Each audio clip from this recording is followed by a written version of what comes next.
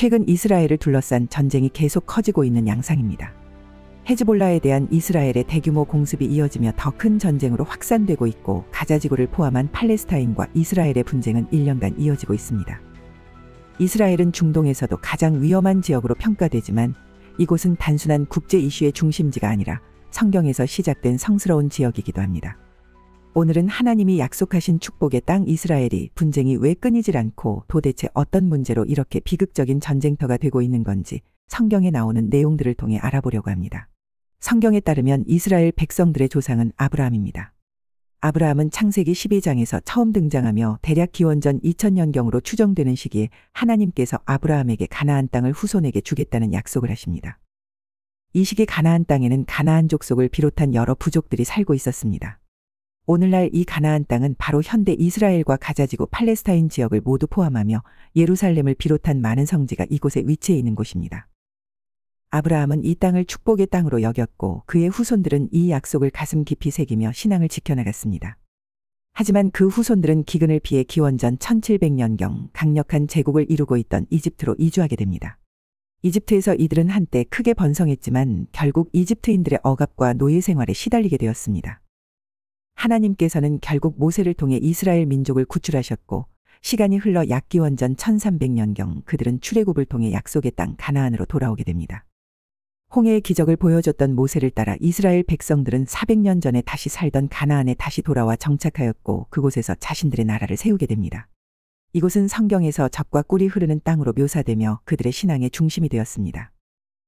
여기까지가 바로 성경 창세기 후반과 출애굽기에 나오는 내용입니다. 이들은 가나안 땅에는 살고 있는 다른 주민들과 치열한 전투를 벌여 땅을 차지할 수 있었습니다. 성경에서는 이 과정을 여호수아가 이끄는 가나안 정복 전쟁으로 묘사되기도 합니다. 이스라엘 왕국은 다윗 왕과 그의 아들 솔로몬 왕 시대에 전성기를 맞이했습니다. 다윗은 예루살렘을 수도로 삼고 이스라엘의 국력을 확장했으며, 솔로몬은 예루살렘의 성전을 건축하여 하나님을 섬기는 중심지로 만들었습니다. 성경은 이 시기를 이스라엘의 황금기로 묘사하고 있으며, 이 부분은 사무엘하와 열왕기상에도 잘 나타나 있습니다. 그러나 솔로몬이 죽은 후 이스라엘은 점점 쇠퇴하면서 북이스라엘과 남유다로 분열되었고, 여러 외세의 침략을 받기 시작했습니다. 결국 기원전 586년경 바빌론 제국에 의해 예루살렘 성전이 파괴되고 이스라엘은 멸망하게 됩니다. 이 사건으로 많은 유대인들이 바빌론으로 포로로 끌려가는 비극을 맞이합니다. 이 시기가 바로 성경 예레미야서와 에스겔서에서 두 선지자가 활동하던 시기이기도 합니다. 그러나 50년 후 페르시아 제국의 고레스 왕이 이들을 풀어주면서 이들은 다시 예루살렘으로 돌아가 나라를 재건할 수 있었습니다. 여기까지의 내용은 성경 에스라서와 느헤미야서에 기록되어 있습니다. 이후 이스라엘 민족은 약 600년간 외세의 침략 속에서도 신앙을 유지하며 나라를 지켜왔지만 로마 제국의 지배 아래 더욱 어려운 상황에 처하게 되었습니다. 이 시점부터는 우리에게 가장 익숙한 예수 그리스도의 복음 전파와 기독교의 형성, 신약 성경에 기록된 초기 교회들의 이야기가 전개됩니다.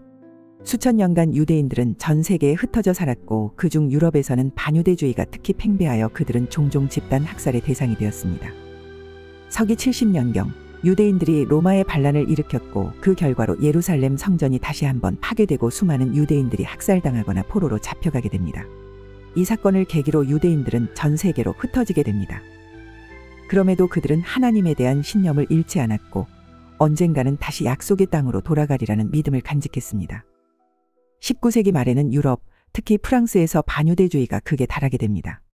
드레피스는 프랑스군의 장교였는데 유대인이라는 이유로 독일의 군사 정보를 넘겼다는 누명을 쓰고 무기징역을 선고받았습니다. 이 사건은 유대인들이 유럽 사회에서 안전하지 않다는 것을 깨닫게 했고, 시오니스트들이 유대 국가 건설을 다시 추진하게 되는 강력한 계기가 됩니다. 시오니스트란 유대인 민족주의 운동으로 그들의 역사적 고향이자 구약에 나오는 이스라엘의 땅인 팔레스타인 지역으로 돌아가 독립적인 유대 국가를 세우는 것을 목표로 하는 세력이었습니다.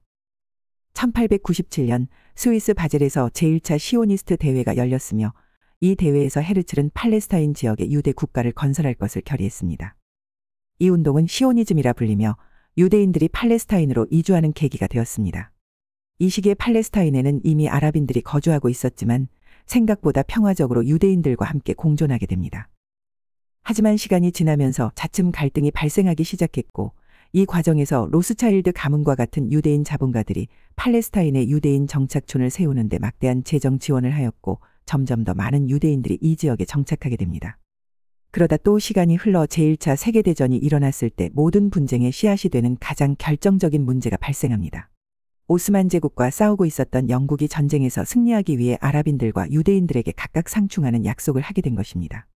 지금으로 따지면 전세 사기와도 같은 이중계약이며 이 사건이 바로 그 유명한 벨푸어 선언입니다.